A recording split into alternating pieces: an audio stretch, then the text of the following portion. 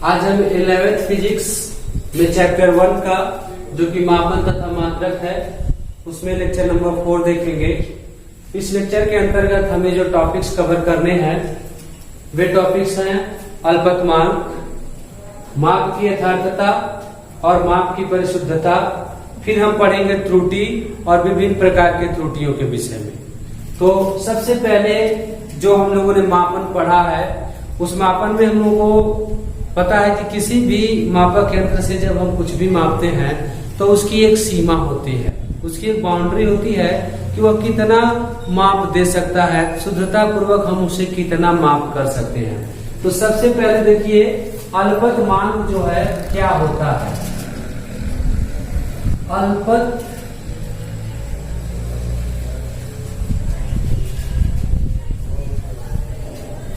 इसको list count बोलते हैं, लिस्ट काउंट अल्पतमांक। अब अल्पतमांक का क्या मतलब होता है? अल्पतम माप, अल्पतम माप। तो जो एकदम छोटा से छोटा माप होता है, जो अल्प माप होता है, वही कहलाता है अल्पतम माप। मतलब कोई भी मापक यंत्र जो है जितना सूक्ष्मतम माप दे सकता है वही उस यंत्र का अल्पतमांक कहलाता है। यानी किसी भी पैमाने का प्रयोग हम कर रहे हैं तो वो पैमाना छोटा से छोटा कितना माप दे सकता है, मतलब शुद्धता पूर्वक कितना सूक्ष्म से सूक्ष्म माप वो माप सकता है, उसी को हम उस मापक यंत्र का अल्पतमांक कहते हैं। ध्यान देंगे इस बात का, किसी भी यंत्र द्वारा मापे गए सूक्ष्मतम माप को उसका अल्पतमांक कहते हैं, जिसका शाब्दिक अर्थ है कि कोई भी यंत्र है वो कितना छोटा से छोटा माप शुद्धता पूर्वक माप सकता है। जैसे हमारा जो स्केल पैमाना है, जो स्केल है, स्केल का अगर हम अल्पतमांक देखें, स्केल का अल्पतमांक कितना होता है? 1 मिमी होता है, 1 mm। यानी स्केल की सहायता से हम छोटा से छोटा माप 1 mm ले सकते हैं। यानी इससे छोटा हम स्केल की सहायता से मेजरमेंट नहीं कर सकते। स्केल में हम लोगों ने देखा भी है कि 1 mm जो कि 2 लाइनों के बीच का होता है, तो उस 1 mm से छोटा माप हम स्केल के सहायता से नहीं कर सकते। तो ये स्केल का अल्पतमांक है। समझ सकते हैं आप लोग कि अल्पतमांक किसे कहा जा रहा है? तो किसी भी मापक यंत्र का जो सूक्ष्मतम माप है, जिसे वो शुद्धता पूर्वक माप सकता है, वही उसका क्या कहलाएगा? अल्पतमांक कहलाएगा। तो ये स्केल पैमाने का अल्पतमांक है। इसी तरह से वर्नियर होता है, वर्नियर कैलिपर्स होता है। वर्नियर कैलिपर्स का जो अल्पतमांक होता है, अल्पतमांक जो होता है वो 0.1 mm होता है। अगर हम इसको सेंटीमीटर में लिखना चाहें तो इतना सेंटीमीटर होगा। इसको सेमी में लिखना चाहेंगे तो 0.1 सेंटीमीटर हो जाएगा। और इसी तरह से स्क्रू गेज जो है, जो स्क्रू गेज है, स्क्रू गेज का अल्पतमांक जो होता है वो 0.01 mm या 0.001 cm सेंटीमीटर। तो ये है यहाँ का अल्पतमांक। तो स्केल का अल्पतमांक जो होता है 0.1 सेंटीमीटर या 1 मिलीमीटर होता है। यानी स्केल की सहायता से हम इससे छोटा माप नहीं ले सकते। उसी तरह से वर्नियर कैलिपर्स ये भी एक उपकरण है। इसके सहायता से हम 0.1 mm या 0.1 सेंटीमीटर से छोटा माप नहीं ले सकते। और ऐसे ही स्क्रू गेज है हमारे पास, इससे हम 0.01 मिलीमीटर या 0.001 सेंटीमीटर का माप ले सकते हैं। तो कोई भी मापक यंत्र जितना सूक्ष्मतम माप दे सकता है वही उस मापक यंत्र का अल्पतमांक होता है। प्रैक्टिकल के दौरान किसी भी स्केल का या उपकरण या यंत्र का हमें अल्पतमांक की आवश्यकता पड़ती है। तो सबसे पहले ये जानेंगे कि अल्पतमांक क्या है। तो ध्यान देंगे कि अल्पतमांक जो है उस पैमाने द्वारा लिया गया सूक्ष्मतम माप है, जिसको वो शुद्धता पूर्वक माप सकता है, वही उसका अल्पतमांक कहलाएगा। तो इसे ध्यान देंगे कि अल्पतमांक क्या है। अब हम देखें माप की यथार्थता क्या होती है।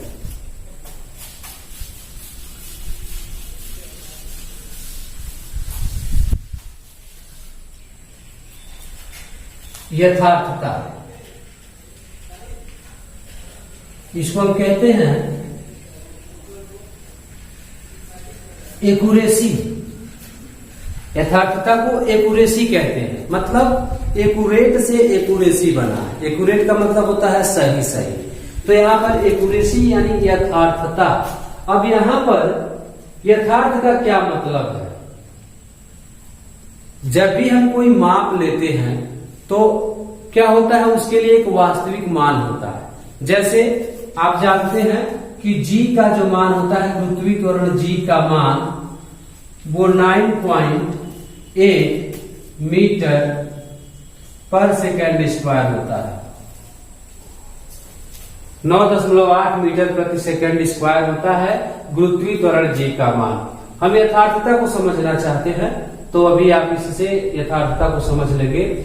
ये g का वास्तविक मान है, प्रामाणिक मान कह सकते हैं, तो g का ये मान है। अब हम प्रयोगशाला में प्रैक्टिकल के दौरान, एक्सपेरिमेंट के दौरान हम g का मान निकालना चाहते हैं, तो जो हम मान निकालेंगे उस मान को हम प्रेक्षित मान कहते हैं। क्या कहते हैं? प्रेक्षित मान। अब हम जो प्रेक्षित मान निकालते हैं, जैसे ये g का मान है, अब हम g का क्या करें, प्रेक्षित मान निकालें। प्रेक्षित, उसी को प्रमाणिक भी कहते हैं, प्रमाणिक मान। और ये g का क्या है, वास्तविक मान है। ये g का क्या है, वास्तविक मान। वास्तविक मान। अब g का वास्तविक मान 9.8 मीटर पर सेकेंड स्क्वायर होता है, और g का जो प्रेक्षित मान है उसे हम जितना निकाल लें, 9 हो सकता है 7 हो जाए, या 9 या मान लीजिए 9.76 हो सकता है। तो इस तरह से आगे भी जा सकते हैं, 9.9 भी हो सकता है। जो भी हम प्रयोगशाला में वर्क करते हैं, जरूरी नहीं है कि जो मेन वैल्यू है, जो वास्तविक मान है, हमारा मान उससे कम ही आए। हमारा मान उससे कम भी आ सकता है, उससे ज्यादा भी आ सकता है। और बहुत एक्यूरेसी से अगर हम काम करते हैं तो हमारा मान बराबर भी आ सकता है। पर हमारे पास जो हमारा वातावरण है, जो हमारा सिचुएशन है, उस सिचुएशन के अनुसार ये तो तय है कि हम उसके वास्तविक मान को प्राप्त नहीं कर सकते, क्योंकि उतना अच्छा वातावरण, उतना ज्यादा व्यवस्था हम नहीं दे सकते, इसलिए हमारा मान एक्यूरेट नहीं आ सकता। तो जो भी हमारा प्रेक्षित मान होता है वो कितना यथार्थ है, यही हम लोगों को यथार्थता बतलाएगा।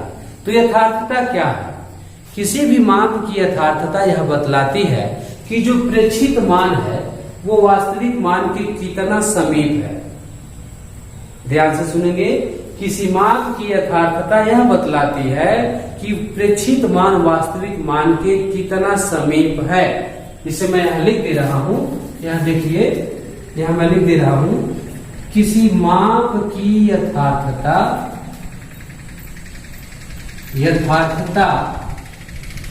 यह बतलाती है कि प्रेक्षित मान वास्तविक मान के कितना समीप है। वास्तविक मान के कितना समीप है, कितना समीप है। देखिए, किसी मान की यथार्थता यह बतलाती है कि प्रेक्षित मान वास्तविक मान के कितना समीप है। अब प्रेक्षित मान वास्तविक मान के जितना समीप होगा उसकी यथार्थता उतनी ही अधिक होगी, और प्रेक्षित मान वास्तविक मान से जितना दूर होगा उसकी यथार्थता उतनी ही कम होगी। तो आप समझ सकते हैं कि यथार्थता वास्तव में है क्या। तो यथार्थता किसी माप की यह बतलाती है कि प्रेक्षित मान जो है वो वास्तविक मान के कितना समीप है। जैसे यहाँ देखिए वास्तविक मान है 9.8 मीटर पर सेकेंड और हमारा जो प्रेक्षित मान है वो 9.7 है या 9.6 है। तो अब समझ सकते हैं कि कौन ज्यादा समीप है। तो देखिए ये ज्यादा समीप है क्योंकि 7 के बाद 6 है, अर्थात धीरे धीरे हम किधर बढ़ रहे हैं, 8 की तरफ बढ़ रहा है। तो ये ज्यादा समीप है। तो ये क्या है, यह जो माप है, यह जो प्रेक्षित माप है इस वास्तविक मान के ज्यादा समीप है। तो यह माप इस माप से ज्यादा यथार्थ है। तो ध्यान देंगे इस बात का, यह किसी माप की यथार्थता यह बतलाती है कि प्रेक्षित मान वास्तविक मान के कितना समीप है। तो ये यथार्थता था। अभी हम यथार्थता को एक और तरीके से समझाएंगे।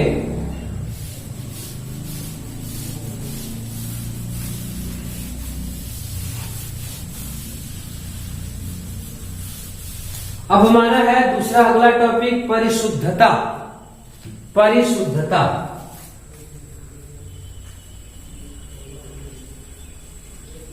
परिशुद्धता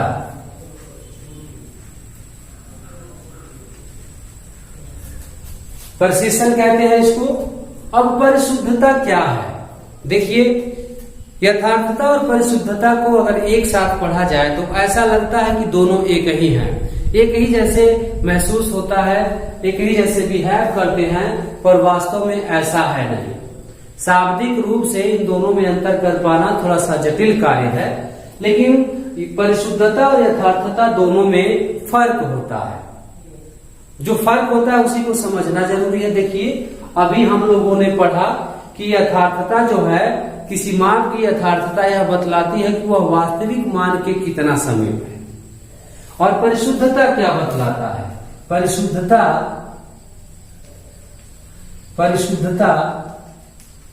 यह बतलाती है कि प्रेक्षित मान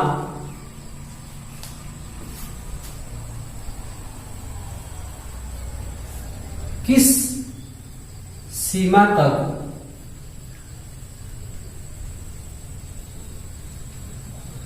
शुद्ध है। परिशुद्धता यह बतलाती है कि प्रेक्षित मान किस सीमा तक शुद्ध है। ऐसे समझ ले कि जो यथार्थता होता है वो वास्तविक मान से तुलना करता है, और जो परिशुद्धता होता है वो आपस में उनकी तुलना खुद में होती है। जैसे हमारे पास, यदि हमारे पास प्रेक्षित मान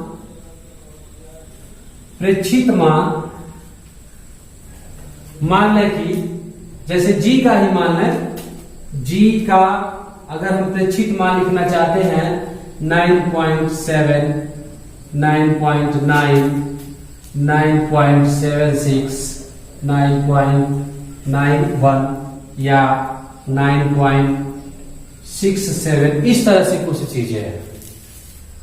तो देखिए इनके बीच में क्या है, देखना यह है कि जो प्रेक्षित मान है क्या एक दूसरे के समीप हैं।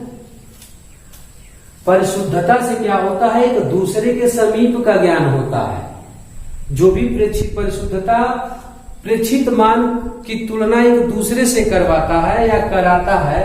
तो आप देखिए ये सभी प्रेक्षित मान है, 9.7, 9.9, 9.76, 9.91, 9.67, ये सब क्या है, एक दूसरे से काफी दूर हैं। तो जब ये एक दूसरे से दूर होंगे तो इसकी परिशुद्धता क्या होगी, कम होगी। जब ये एक दूसरे से दूर होंगे तो इसकी परिशुद्धता कम होगी। और अगर इसी तरह से यदि हमारे पास g की वैल्यू प्रेक्षित मान 9.7 होता, 9.76 होता, 9.762 होता, यहाँ पर 9.763 होता, अगर इसकी बात की जाए तो ये सब एक दूसरे के समीप हैं। ये सभी माप क्या हैं, सब एक दूसरे के क्लोज हैं, एक दूसरे के समीप हैं। तो इस माप में क्या है, परिशुद्धता है, लेकिन इस माप में परिशुद्धता नहीं है। तो इस बात का ध्यान देंगे कि जो यथार्थता होता है वो वास्तविक मान से तुलना करता है कि वह वास्तविक मान के कितना समीप है, और जो परिशुद्धता होता है यह बताता है कि प्रेक्षित मान किस विभेदन सीमा तक मापा गया है, अर्थात प्रेक्षित मानों के बीच में कितना नजदीकी या कितना दूरी है। हम अगर 4-5 एक्सपेरिमेंट करते हैं एक ही एक्सपेरिमेंट में, तो वो 4-5 जो भी है वो एक दूसरे से कितना नजदीक है। अगर सबके बीच की गैपिंग नियर अबाउट सेम है तो उसमें परिशुद्धता पाई जाती है, अगर सबके बीच की गैपिंग अलग अलग है, कोई मैचिंग नहीं है, तो उस केस में परिशुद्धता नहीं होती है। तो यथार्थता और परिशुद्धता में अंतर करने के लिए आपको यही ध्यान देना है कि यथार्थता जो होता है वो तुलना करता है वास्तविक मान से, और जो परिशुद्धता होता है वो सभी प्रेक्षित मानों का एक दूसरे से तुलना कराता है। तो ये है परिशुद्धता, जिसे ध्यान देंगे आप।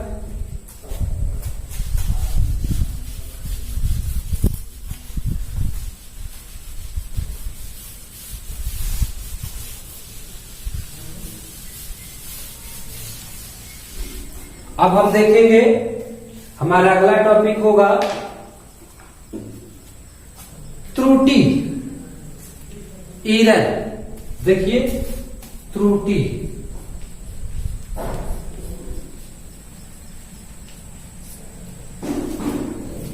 जब भी हमने देखा कि किसी भी एक्सपेरिमेंट के दौरान जरूरी नहीं है कि हमारा मान वास्तविक मान के बराबर आए, वो मैक्सिमम केसेस में वास्तविक मान से या तो कम आता है नहीं तो ज्यादा आता है। एक्यूरेट मान प्राप्त कर पाना इस वातावरण में या किसी भी वातावरण में जो एक्सपेरिमेंट से हटके है संभव नहीं है। जैसे अभी हमने बताया कि g का जो मान होता है, पृथ्वी त्वरण g का जो मान होता है वो 9.8 मीटर पर सेकेंड स्क्वायर होता है, इतना होता है, ये इसका वास्तविक मान है।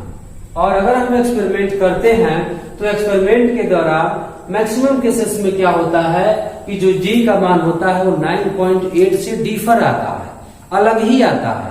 तो अगर 9.8 से अलग आ गया, डिफर आ गया, तो निश्चित तौर पे वहां हमने कुछ गलती की है या हमसे कुछ गलती हुई है। तो त्रुटि क्या होता है? त्रुटि वास्तव में वास्तविक मान और प्रेक्षित मान के बीच का अंतर होता है। ध्यान से सुनेंगे, वास्तविक मान और प्रेक्षित मान के बीच का अंतर, जो प्रेक्षित मान है उसको प्रायोगिक मान भी कह सकते हैं, एक्सपेरिमेंटल वैल्यू भी कह सकते हैं। तो देखिए त्रुटि हम लिख सकते हैं वास्तविक मान, और ये डिफरेंस हो जाएगा प्रेक्षित मान। प्रेक्षित मान का मतलब क्या होता है? जिसको आपने एक्सपेरिमेंट के दौरान प्राप्त किया है, जिसको हम प्रायोगिक मान भी कहते हैं। तो वास्तविक मान और प्रेक्षित मान के बीच का जो डिफरेंस होता है, उसी डिफरेंस को हम क्या कहते हैं? त्रुटि कहते हैं।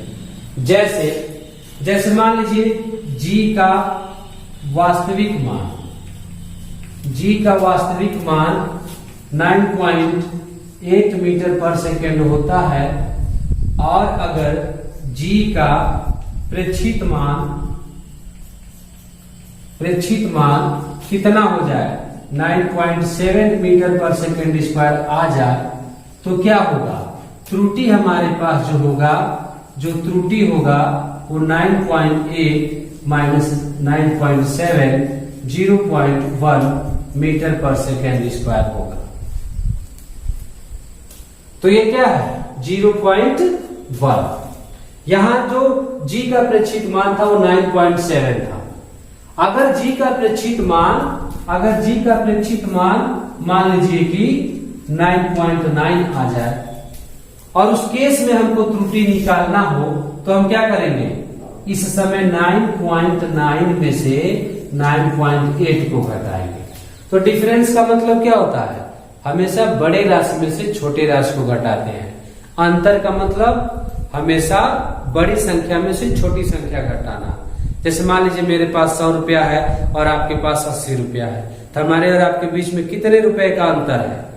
तो जाहिर सी बात है 100 और 80 में आप देखेंगे तो 20 रुपए का अंतर है। तो अंतर कैसे निकालेंगे? बड़े में से छोटे को घटा कर निकाला जाता है। तो याद रखेंगे इसे हम डिफरेंस बोलते हैं।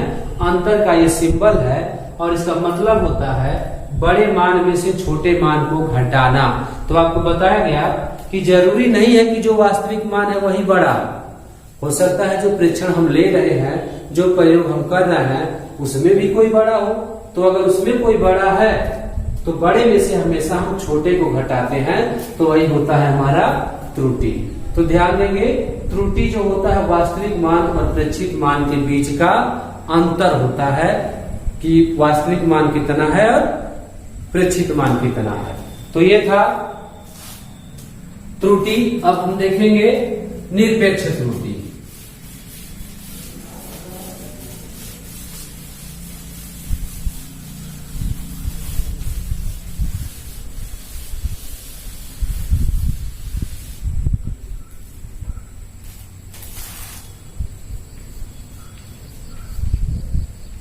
निरपेक्ष त्रुटि। अब निरपेक्ष त्रुटि क्या है? तो जो यहां पर हमने त्रुटि पढ़ा वही त्रुटि जो है निरपेक्ष त्रुटि कहलाता है। क्योंकि जरूरी था हमको त्रुटि समझाना।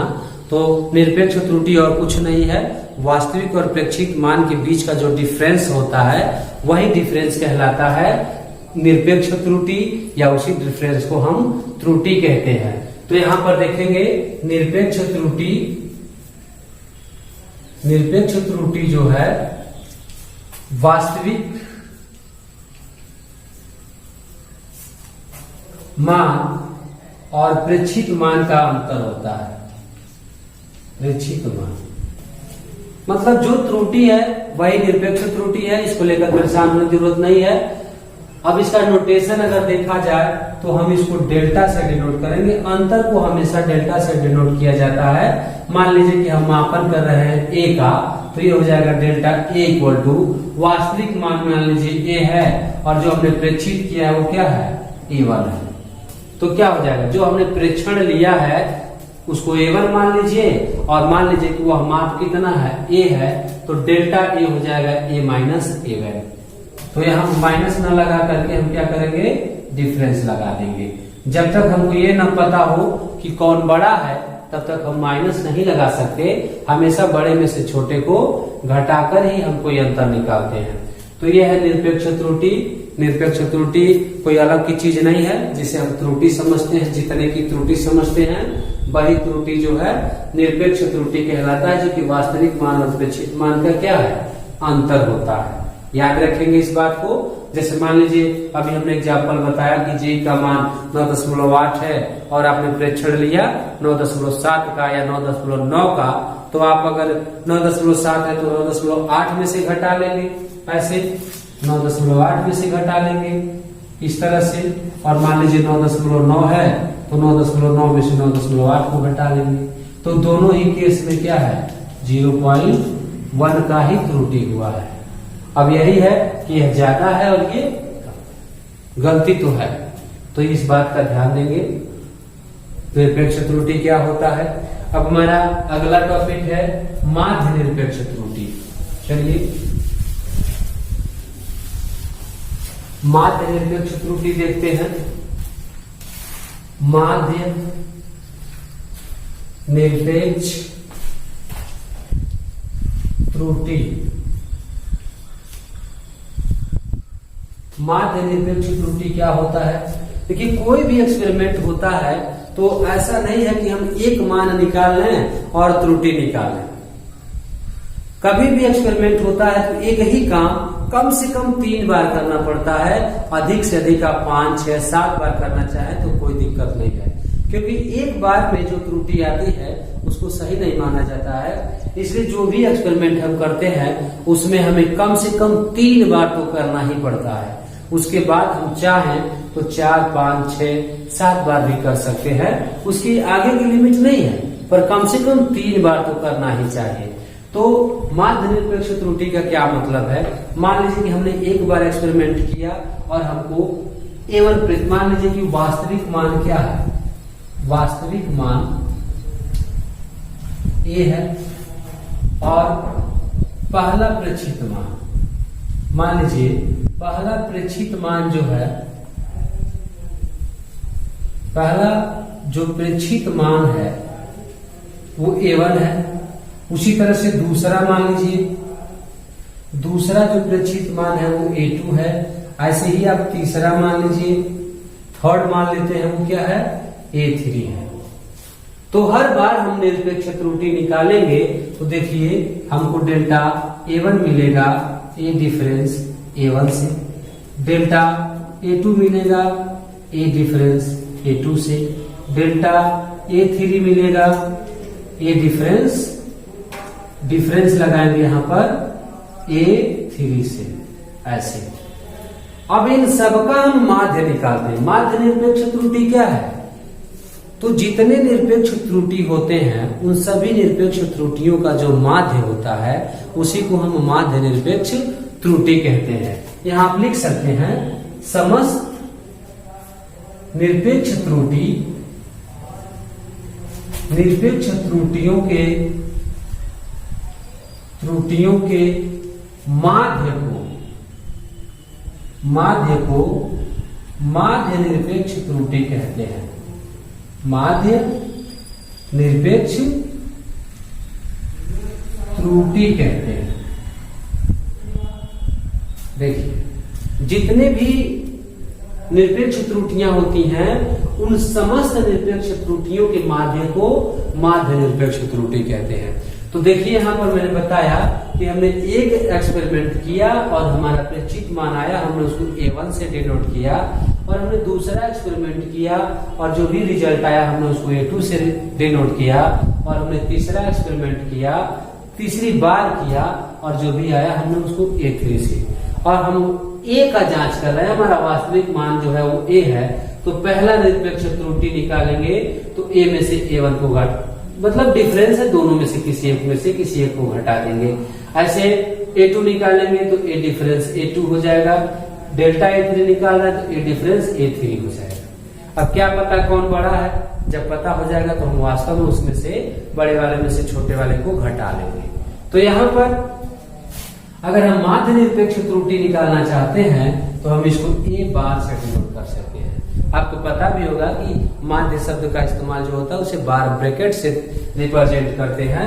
तो यहाँ पर क्या होगा, ये हो जाएगा delta A1 plus delta A2 plus delta A3 और अपार में क्या हो जाएगा 3। जितने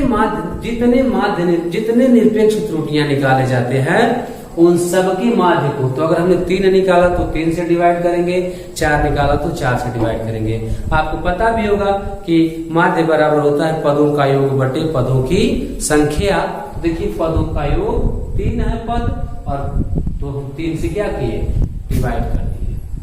तो ये था माध्य निरपेक्ष त्रुटि, जो कि समस्त निरपेक्ष त्रुटियों का माध्य होता है। ओके, अब हम आगे देखते हैं भिन्नात्मक त्रुटि। भिन्नात्मक त्रुटि देखेंगे। देखिए हमारा लास्ट टॉपिक, ये टॉपिक है, अगला टॉपिक भिन्नात्मक त्रुटि का है।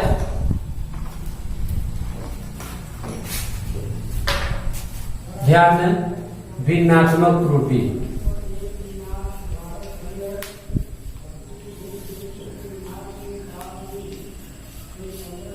भिन्नात्मक त्रुटि, इसी को कहीं कहीं सापेक्ष त्रुटि भी कहा जाता है। तो भिन्नात्मक त्रुटि क्या है, अभी हमने माध्य निरपेक्ष त्रुटि पढ़ा। तो जो माध्य निरपेक्ष त्रुटि है या जो निरपेक्ष त्रुटि है उसमें वास्तविक मान से अगर हम तुलना कर देते हैं तो वही क्या कहलाता है, भिन्नात्मक त्रुटि कहलाता है। जैसे देखिए भिन्नात्मक त्रुटि जो होता है वो निरपेक्ष त्रुटि अपार वास्तविक मान होता है। वास्तविक मान यानी माध्य निरपेक्ष त्रुटि या निरपेक्ष त्रुटि और वास्तविक मान का जो अनुपात होता है उसी को हम कहते हैं भिन्नात्मक त्रुटि। ध्यान से देखेंगे, निरपेक्ष त्रुटि और वास्तविक मान के अनुपात को कहा जाता है भिन्नात्मक त्रुटि। अभी हमने निरपेक्ष त्रुटि लिखा था जो कि डेल्टा ए था और वास्तविक मान जो है ए है, तो ये क्या हो गया, इसको हम भिन्नात्मक त्रुटि कहते हैं। क्या कहते हैं? भिन्नात्मक त्रुटि। ध्यान देंगे इस बात का, अगर हम किसी निरपेक्ष त्रुटि को उसके वास्तविक मान से डिवाइड कर दे, भाग दे दे, तो जो कुछ भी हमको मिलता है वही कहलाता है भिन्नात्मक त्रुटि। तो याद रखेंगे, भिन्नात्मक त्रुटि क्या है? निरपेक्ष त्रुटि और वास्तविक मान का अनुपात है। किसी भी राशि का मापन अगर हम कर रहे हैं तो उस राशि के मापन में निरपेक्ष त्रुटि और वास्तविक मान का जो अनुपात होगा उसी को हम उसका भिन्नात्मक त्रुटि कहेंगे। जो हमारा मुख्य टॉपिक है जिस पर हमें ज्यादा अध्ययन करना है वो है प्रतिशत त्रुटि। तो प्रतिशत त्रुटि तक पहुंचने के लिए हमको इसकी जरूरत थी, भिन्नात्मक त्रुटि की, इसलिए हम स्टेप बाय स्टेप यहाँ तक पहुंचे हैं। अब हम आगे देखेंगे परसेंटेज एरर, प्रतिशत त्रुटि।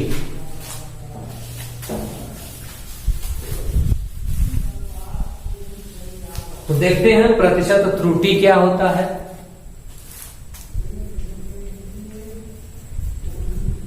प्रतिशत त्रुटि, परसेंटेज एरर कहते हैं इसको, परसेंटेज एरर।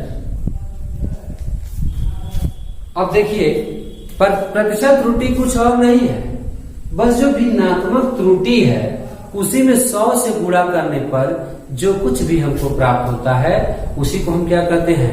प्रतिशत त्रुटि कहते हैं। तो देखिए, हम लिख सकते हैं यहां पर भिन्नात्मक त्रुटि में 100 से गुणा करने पर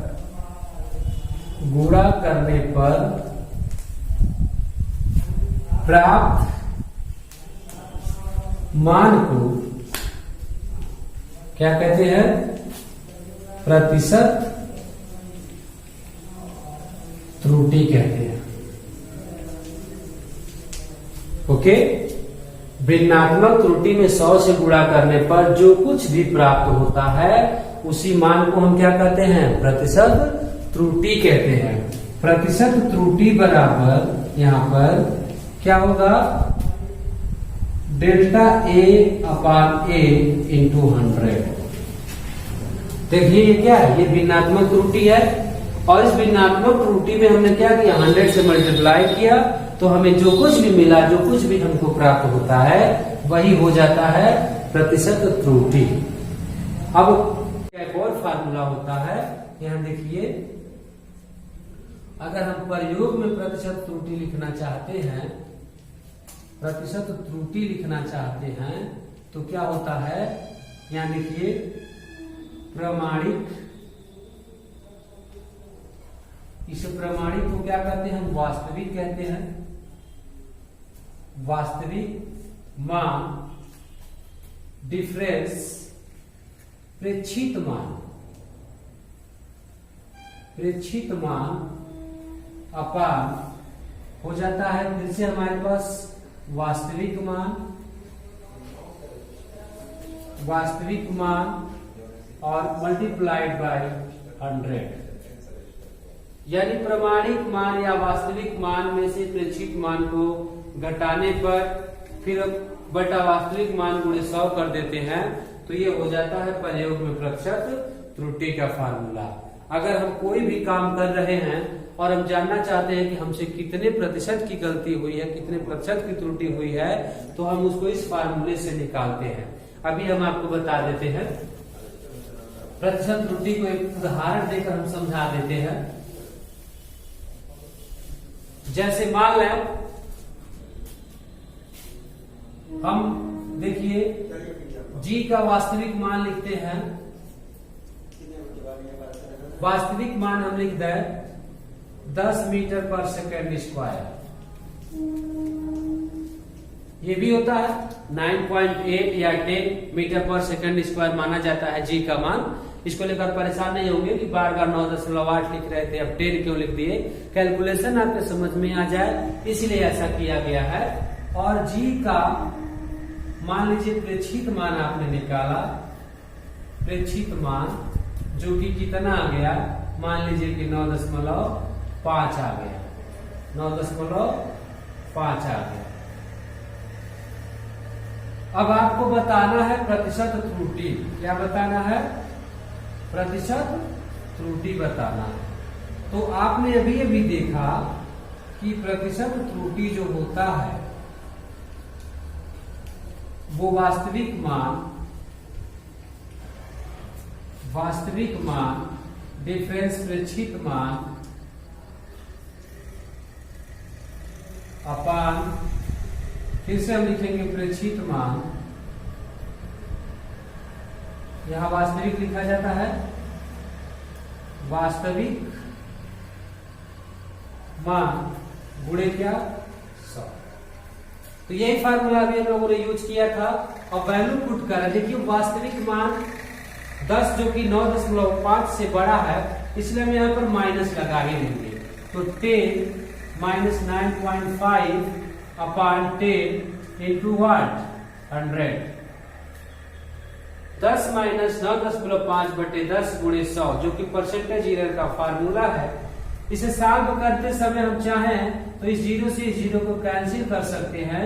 हमको मिलेगा 10 में से 9.8 लेस करेंगे, 5 लेस करेंगे तो 0.5 और मल्टीप्लाई होगा 110 से, तो हमें कितना मिलेगा 5%। इट मीन्स की 0.5 की कमी 5% दर्शा रही है। यानी अगर जी का मान 10 है और हमने जो मापा वो 9.5 मापा, तो देखिए हमसे कितने प्रतिशत की गलती हुई, 5% की गलती हुई है। तो आज के वीडियो में सिर्फ इतना ही। अगले वीडियो में हम डिस्कस करेंगे कुछ आगे।